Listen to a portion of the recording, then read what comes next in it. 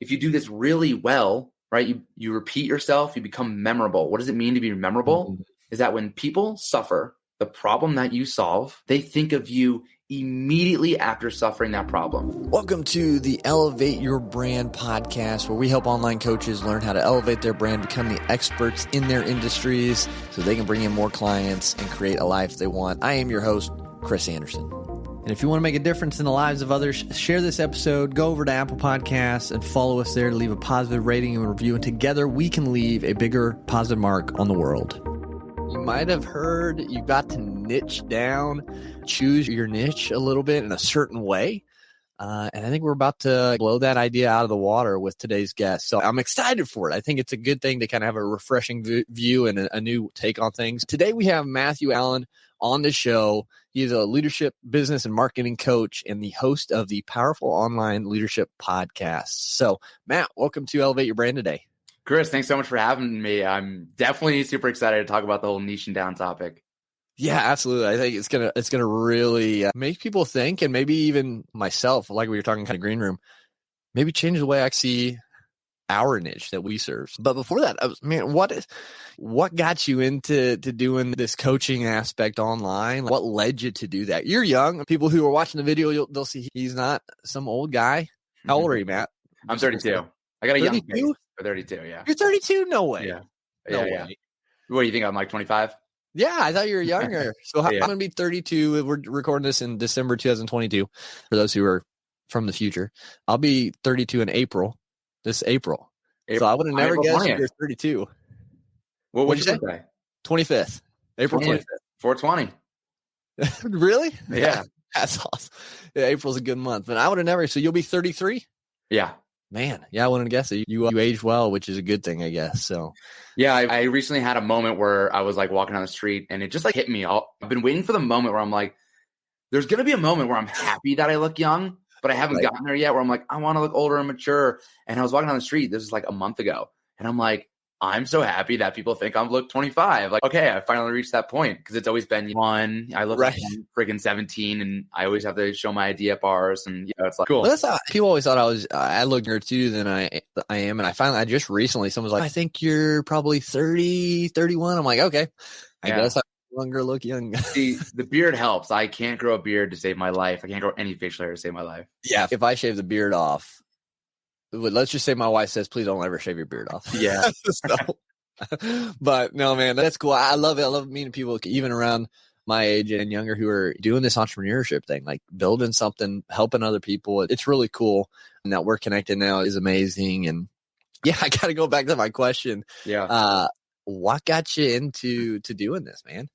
Yeah, so I'll give the semi-abridged version, because I tell the story a lot. So you can find it anywhere. You can go back to my podcast somewhere in the middle there. I tell my story in two parts, but it goes back to freshman year of freshman year of college.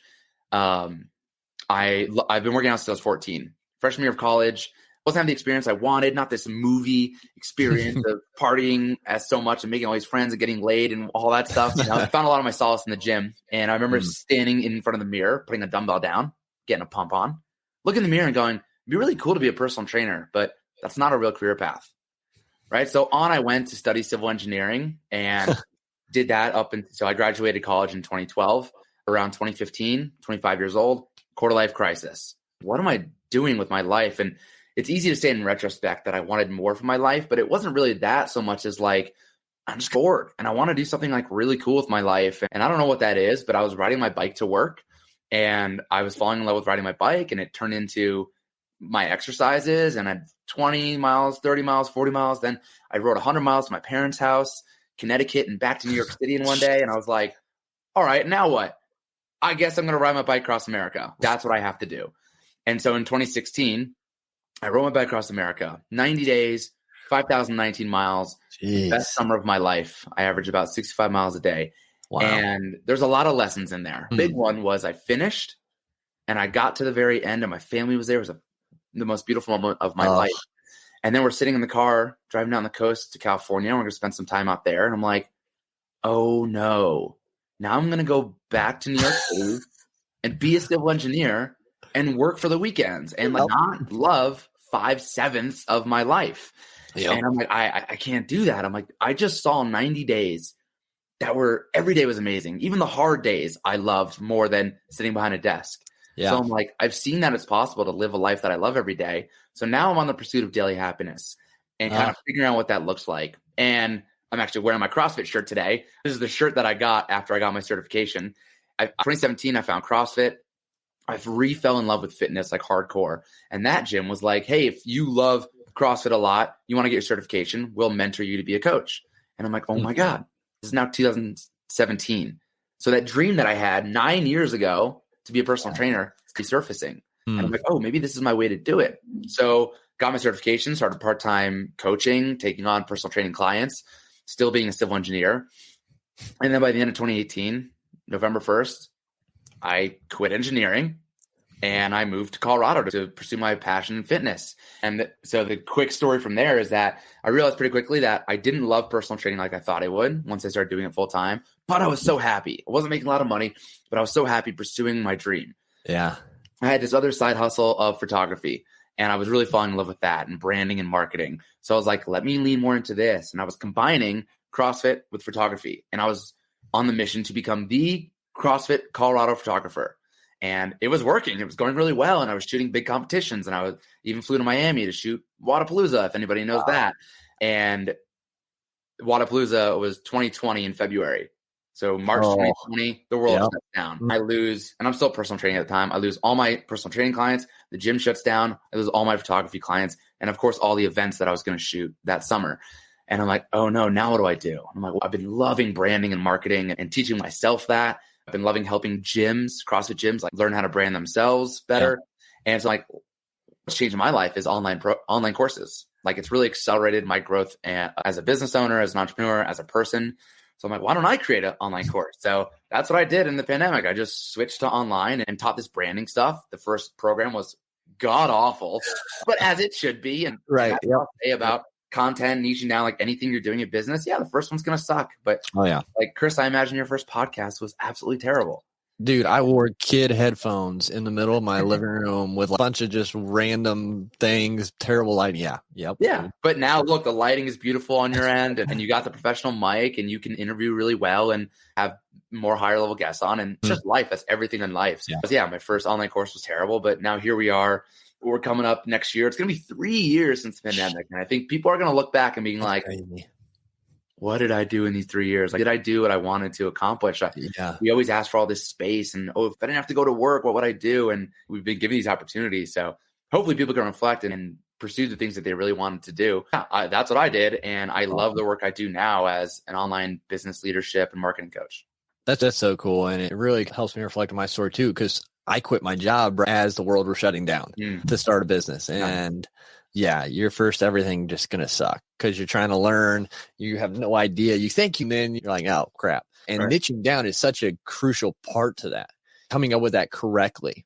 And when I was starting, and I'm sure you as well, it was that like cookie cutter, like this is how you find a niche. This is how you niche down. And I think it's just been done that way, quote unquote, for so long that like, no one's really questioned it. And when I saw like you posting about it and talking about it, I was like, okay, this would be a really cool direction to come from that. So what is your perspective on niching down? How do you go about that versus what the quote unquote old school method is?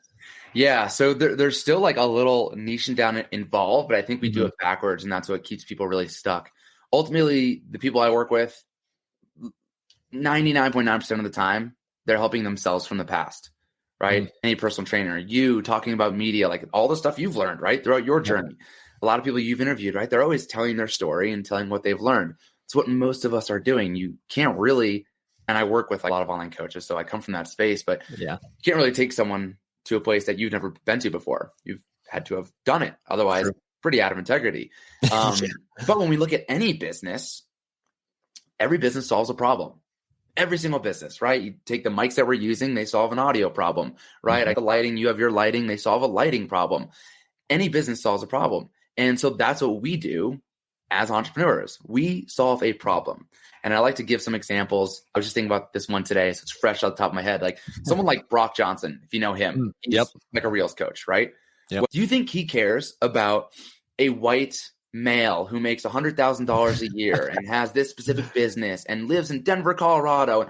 He doesn't care about that. Right. He solves a problem. You suck at marketing. You suck at reels. He's going to help you make better reels. And so that's the problem he solves. It doesn't matter if you're 20 or 90 or rich or poor, black or white. It doesn't matter. He solves the problem. And so that's where we need to start with our niche. Your niche is a problem that you solve. So what problem do you solve? And then now it's your job as an entrepreneur, as a marketer, to prove that you solve that problem, that you are the only and obvious solution to solve that problem. And that's all it comes down to. And then you don't have to worry about, my ideal client is this, me. It's a white male who's into fitness and loves running and makes X amount and like all this stuff. You don't have to worry about that. You just show up as you, and you're going to attract those people. I attract a lot of wellness coaches because CrossFit and health and wellness is a big part of my life. I ran a 40-mile trail run. Like, if you don't resonate with that, then you're not going to resonate with me. So you're not going to follow me. I give the example. Do you know Nick Bear? I don't know. I probably don't. It sounds familiar, but I probably don't know who it is. Okay, yeah.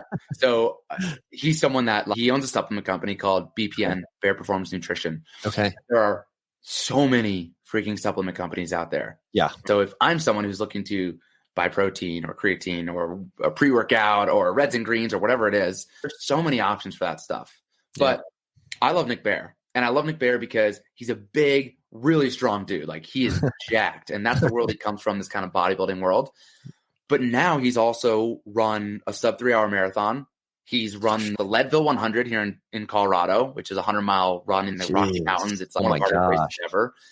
And he's obviously an entrepreneur. He's in the military, which I'm not, so I don't resonate with that. But I love the leadership aspects he speaks of in the military. And I love leadership, hence my podcast name, Powerful Online Leadership. So all these things about him, I love. And I love listening to him and his story. And now he's a new dad, and I want to be a dad one day. So all these parts of himself, I find myself in. I like that stuff. So when I think about buying protein, do you think I'm searching around looking for, I'm kind of off on a tangent a little bit, but you're good. Searching for other protein brands? It's like, no, I'm going to buy from BPN. It's just obvious because I connect with him. So if we can go back, it's good. We solve a problem. Yep. Make yourself the obvious solution to that problem. So you can have your educational content. You can show why your protein is the best protein out there, why your flavors are the best. You can do that. And you need to show this other side of you. Show your values, story tell, show what's important to you. I'm not a personal trainer anymore. I'm not going to teach you how to run. Like, I ran a 40-mile trail run. I'm not going to teach you how to do that. I'm not going to teach you how to work out. But that's a big value of mine. Make sure every time I run, I take a video of it. And maybe sometimes I'm talking while I'm running. Maybe sometimes I just get a video of me running and put like trending song over it. But I am getting you attracted to me. You are aligning with my values, and you don't have to think about it. So, Chris, if I can just go down this rant for another second, and then I'll kick it back to you. Go. Yeah, man. Okay, so all marketing is subconscious. We buy from an emotional level. Yep. So when you see me doing these runs, working out, making my health a priority, when you see the type of books I'm reading, the fact that I meditate and I am on this more spiritual side of life, but I also mix a lot of the masculine, and I love to work out and do crazy stuff, date nights with my girlfriend. I talk about the matching tattoo with my brother. That shows my value towards family. Now my brother's my best friend. All these little things, right, are getting you subconsciously attracted to me, so that you don't have to think, why do I love Matt? You don't sit down and make a list of like, he's into fitness, he's close with his brother, takes his relationship serious, they have date nights. Like, you don't actively think about this the same way you wouldn't do that with your best friend. Right? Your best friend, or you meet a stranger, after meeting 50 times, you have that moment, just like in Step Brothers. Did we just become best friends? Yep. It's not because they both love guacamole. That's one part of it. But it's because karate in the garage. It's masturbating to Good Housekeeping or whatever it is. It's the fact that they're both 40. It's that their parents are both single. It's that they're unemployed, right? They have all these connections, so that even though they started out hating each other, all these connections brought them so close they became best friends. And so with your marketing, that's what you do. Piece after piece of your marketing, one thing at a time, people start to fall in love with you. And then all of a sudden, instead of saying, did we just become best friends? They say, I just need to hire Matt. I don't know what it is, but I just need to hire him. I love him. He solves the problem that I need solved. I'm just going to hire him. And they don't go shopping around. That's awesome, man. Okay, we can end right there. That's good, guys.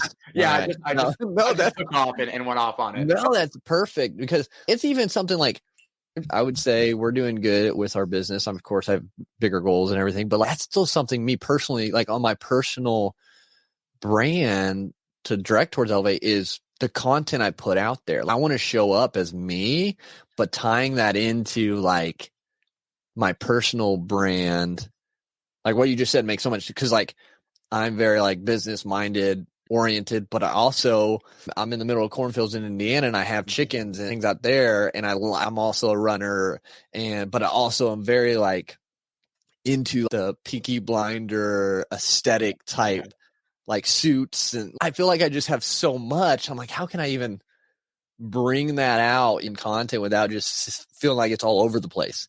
Because I don't know, I just feel like I have so much going on. Yeah. It's a good thing. It makes me think, okay, so how can I just show up in my daily life and just show people, and then tie it into like business topics or leadership topics that can help them. So that was good, thought provoking for me. Yeah, a few things that come to the top of mind. Like, if you're using Instagram, which is why I love Instagram, because reels and content can look a little bit different than your stories. Your stories can be more laid back. Yeah, you show up on Instagram with your stories, and you just go walk out to the farm and like pick up the eggs and show people like, yo, I don't go to the grocery store for my eggs. I have chickens and I have fresh eggs. That's it. You just show up that way. And people are like, whoa, like that's awesome. I love that about Chris. Like people buy from people they want to be like. So there's either going to be like, hey, we're similar. I'm also on a farm. I thought I was a lonely entrepreneur. Wow, I see Chris with this amazing like studio setup. You think you'd be in like New York City on the 5th floor of a high rise, but no, oh my God, whoa, this guy's kind of like me. Or it might be me who like would one day love to move further and further from the city, and maybe have some of my own chickens and free range eggs. Yeah. And then that could be a laid back way of doing it, right? Showing up in your story, grabbing some eggs and just being like, and just telling people what's up. Like, just get my eggs for the morning. You can also like, you like the Peaky Blinders? Like, dude, it'd be so cool if you put your like suit on and your badass hat, and we're like holding a chicken in your arm. And then you just stood there and like gave some marketing advice or like media stuff. Like, hey, like, here's the best mic to use if you want to start your podcast or whatever. And you're just in a sick suit and you're holding a chicken. And like, that would be badass Peaky Blinder shit. That would be funny. But I even see you have the Captain America shield behind you. You have the Iron Man. Gauntlet. Yeah. This there. I want to hear about that. Tell me why you love Marvel or whatever. I'm not into that world, but tell me why is the Captain America shield like that's right in the center of your frame right now. So that's important to you. Tell me why. Yep. Yeah, man. I just what Captain America stands for. I see an Endgame, if you've watched it, it's him against Thanos and his whole army, and he gets up, like knowing that he can't take the whole army, but he's going to attempt to, and that'll be the end for him, but he's going to go out fighting. And just that kind of visual, I want to do what I can for my family, create that legacy, build something in the face of whatever adversity is in front of me, on my own or not. Like I'm going to go at it to the very end and do it with integrity, with character, and, with every ounce of strength I have. So that's like I can do this all day. His little thing, I can do this all day. So yeah, like, dude, that's one of my favorite pieces of content to make is what I would call a deeper purpose piece. That was it. What you just said, pull this clip out and put that on your social media, because that's what people that's what people rally behind. Yeah. And you can like take the shield off the wall, hold it, and be like, this is why this is the centerpiece behind all my podcasts, all the marketing I do. And then just say what you just said, that deeper purpose. And the two things are happening right there. One, people rally behind that deep purpose. They love that. They're like, I'm like Chris. That's what I want. I will do whatever it takes in the face of all these obstacles. I'm the same way. Right? It's very inspirational for people. But people see it as inspirational content. What you're really doing is just connecting with somebody with the same values. And the second thing is you're holding, your Captain America shield. So for me, like, I don't like Marvel or any of that stuff. So like, I wouldn't really, I might resonate with the message, but not so much with Captain America. But somebody who resonates with both, you don't have to say, I'm a big Marvel guy. You don't have to say that. You just show the shield and people see that you're a Marvel guy. And then that creates another connection. And then that's what people are going like, okay, who am I going to hire to help with my media, to elevate my media? Yeah. Is it going to be this person with 1 million followers, or is it going to be Chris? Right. And they won't even say, is it going to be Elevate Media? They're going to be like, I want to work with Chris. Yeah. Yeah, I think that's a great point, because that's just, again, from my perspective, like overthinking what we're trying to put out there. Like, I do it, I've done it, I obviously still do it, but like just showing up as you authentically and tying that in, like you're saying, that's the key. And it keeps it simple too. Like, you don't have to put on an act. You don't have to put on any facades. Like, that's you. And then you can just put that content out there and tie it back to the problem you solve somehow, or it doesn't even have to be every time. But I think that's a great point to take away, is just utilizing who you are. Because starting out bootstrapping, like, you are the brand. Like, you think about Tesla, you think Musk, and you think of him, you think of Apple. I mean, you used to think of Steve Jobs and things like that. And so, like, you think of the person, and then how they tie into that problem. So I think that's a great point for sure. Yeah, and that's exactly what a brand is, right? And even with the Apple example, they did a really good job of, you remember the Justin Long? I'm a Mac and I'm a PC. Yeah. Yep. They're putting a gut feeling behind it. Like, I don't want to be boring old PC boomer over there. I'm young, hip, creative, Justin Long, right? They're getting that gut feeling. Yeah. So that Apple becomes the obvious choice. I don't want to be associated with that. Like, that's what branding is. And yeah, you do that. Like you said, people overthink this stuff so much, and you don't have to, because remember what I started with is, like, 99% of the time, my clients are just talking to themselves 4 years ago, 2, 3, 5, 10 years ago is what I say. Like, what's that version of you? And wouldn't it be so fun to work with yourself? If I was working with Matt from 5 years ago, we play guitar and sing Dave Matthews together. We get to jam out, and I would tell weird sex jokes and be really goofy, and we would have so much fun. So why would you not show up that way on social media? And again, a great way to, what you said, relate it to your brand, relate it to, like, problem you solve, but not all the time. You're absolutely right. Like 70% of the time. Yeah, you want to be known for solving this problem. The other 30% of the time, tell a story. Like I said, tell a story. Tattoo with my brother. It has nothing to do with me helping you with marketing or leadership. I'm just showing you my deep value of my relationship with my brother, right? Yep. That's what we want to get across. Forget, just like, put away the problem solving for a second and just connect like you would with a person going on a date or meeting a best friend. You wouldn't just sit there, and I wouldn't sit with my best friend, though he loves it when I talk about marketing and helping him with his marketing. But if that's all we talked about, there'd be no deeper connection. So we create the deeper connection by talking about my relationship with my girlfriend and some of those problems. We talk about working out. We talk about my goals. Like, I'm going to run 40 miles this fall, whatever. Like, we talk about all of this stuff. Get your followers engaged with that, because that's how they fall in love with you. And that's how you get them to not shop around and just have that gut feeling.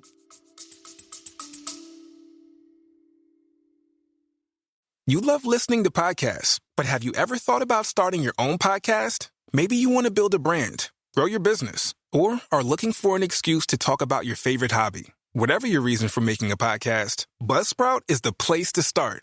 Since 2009, Buzzsprout has helped over 300,000 people launch their own podcasts. Buzzsprout walks you step by step through the whole process and will give you powerful tools to start, grow, and monetize your podcast. Ready to get started? Click the link in the show notes to get our free step-by-step guide to starting your podcast today. Yeah, I think that's a great point to see it as that, because you want these people to build that trust with you like you would a new friend, and then you can grow from there and help them solve their problem. But it takes some time. I think that's another thing we got to remember, is it's not just going to happen overnight. It is a relationship with the people that you're trying to help, and that's what you're doing. And you're just, again, in relationships, being yourself is the best. How many times in relationships people like put on a facade to win someone over, and then they're finally together and the truth comes out, like who they really are. You see in movies and things like that all the time, right? Especially on Hallmark right now, and my wife watches all those. It's like, okay, when's the bombshell going to come? It's the same way. If you're always yourself, that's who they're going to get, and it changes in a positive way the outcome that you can give them. Yeah, it's exhausting to show up any other way than just yourself. And the fact is, like, your best gift to the world is to be unapologetically yourself. Yeah. And when you do that, you inspire other people to be unapologetically themselves. And that's your best gift to the world, because guess what? We don't need another Tony Robbins. We don't need another Oprah. Certainly don't need another Matthew Allyn. We need you. We need fully unapologetically you. And then it becomes effortless for you to show up. And that's why I like to say, forget about worrying about the demographics and psychographics. Like, it's you.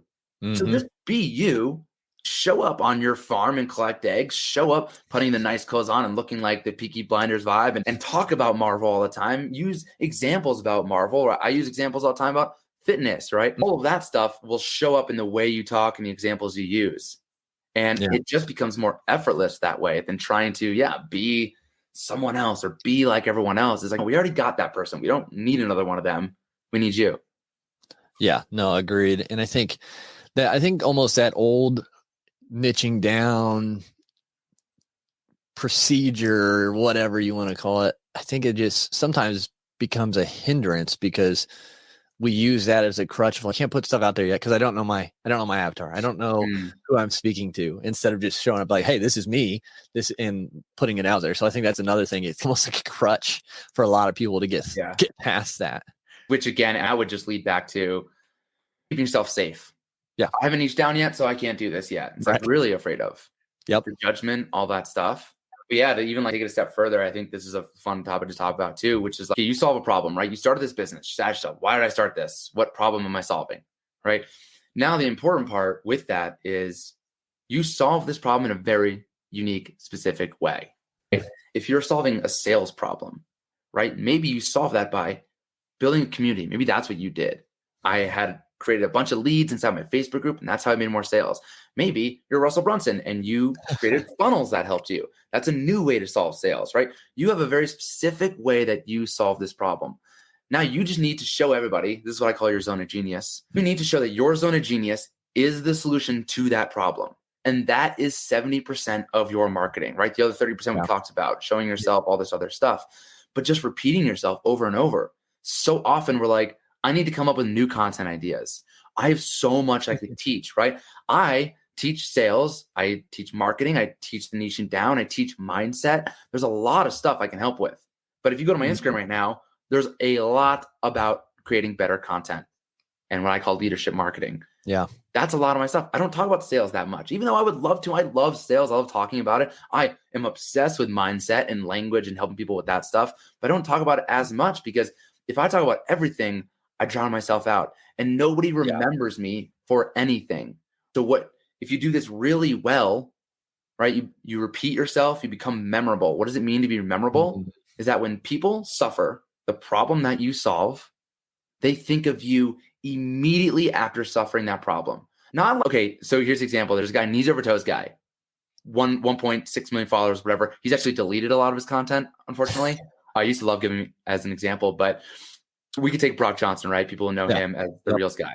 If he was talking about all this sales, right? How to have better conversations in the DMs, you can drop that stuff in a little bit here and there. That's part of that other 30%. 30% of the time, he talks about making better Reels, putting out more Reels, how to put out more Reels, hooked for better Reels all the time. So then when you make a Reel and you're like, another flop, I'm struggling making Reels, this Reel sucks, we're suffering that problem, Brock would want you to go, I should just hire Brock. I should just join his membership group. Not like, let me Google somebody who's a Reels coach. That's not doing it good enough. You want to be the obvious solution. And if you're talking about everything, you're going to drown yourself out. But that was the old advice, Chris, right? Was give away your best stuff, all of your best stuff, and the clients will come. And that used to work in 2012 or whatever, when there was one mindset coach, when there was one Reels coach. But there are so many of them out there. What separates you? It's one, right? Repeating yourself. And two, it is including those personal things. It is you as that personal brand. Yeah, that's so good. And I think, you've just got to become that memorable person in their minds for your thing. I think that's a great one. And just staying consistent with it is huge. But man, Matt, I've enjoyed this conversation. I really have. And we're getting close to the end of the episode. And we could probably have multiple more episodes on this kind of stuff. But what you shared already is a huge piece in what people can implement going forward. And so I appreciate that. Where is the best place for people to connect with you and let them know what you have going on coming up here for them to join if they're open to it? Yeah, so I'll give you a few things. So there's obviously a podcast, Powerful Online Leadership, where I talk a lot about all this stuff. Find me on Instagram at Matthew.Allyn. I'm sure it will be in the show notes, Allyn with a Y. I love connecting and DMing with people. So please follow me and say hi. If you don't, guess what? I'm going to say hi to you. Just be prepared for that. I have a community which you can join, and I help people with their content there. I do a content club. It's a free 1 hour every Wednesday night. You can find all this stuff in my bio. But definitely come to the masterclasses too. Yeah, I do a masterclass once a month, typically surrounding content. There'll probably be some other stuff on sales and leadership, but there's one on December 20th, depending on when this comes out. That's about leadership marketing in 2023. What does that look like? It's a lot of the stuff we talked about today. And then there'll be one in January. That one's going to be about storytelling, how to become a better storyteller, why it's important. And I'm sure even like the stuff we talked about, the Captain America stuff, probably anybody listening here heard my story about biking across America. It's very likely you didn't bike across America. I haven't really met too many people who've said, oh, me too. But you connect with that in some way. Maybe you moved across the country at a young age. Maybe you traveled abroad. Right? We make connections with stories, and that's what starts to develop an even deeper connection with people. So that's one I'm really excited about in January, that masterclass coming out. So yeah, just on Instagram is where you can find all of this stuff at Matthew.Allyn. Yeah, everyone, make sure you get connected with Matt. And he's just got a great energy, great content he puts out there for everyone to learn from. And so we're so grateful for you being on the show today, Matt. Thanks again for being a guest on Elevate Your Brand. Yeah, Chris, thanks so much for having me. It was a blast. And thanks so much for tuning into this episode today. If you found value at all from this episode, please leave a rating and review on Apple Podcasts. It just helps us get this show, these messages out in front of more people. And don't forget to share this with someone who you think could benefit from listening to as well.